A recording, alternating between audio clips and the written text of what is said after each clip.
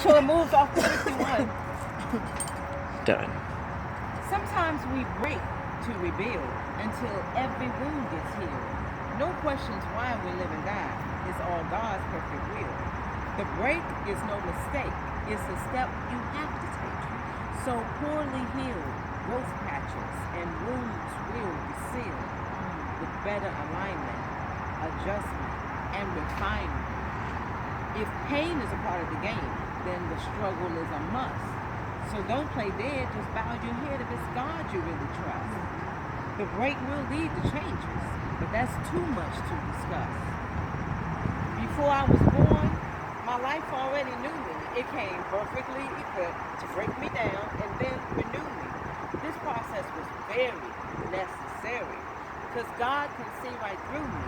So he knows how to undo to eventually improve me. And he's been there for my every single care.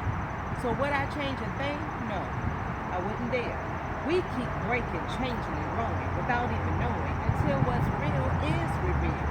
So no questions why we live and die and break to rebuild. Powerful, sister.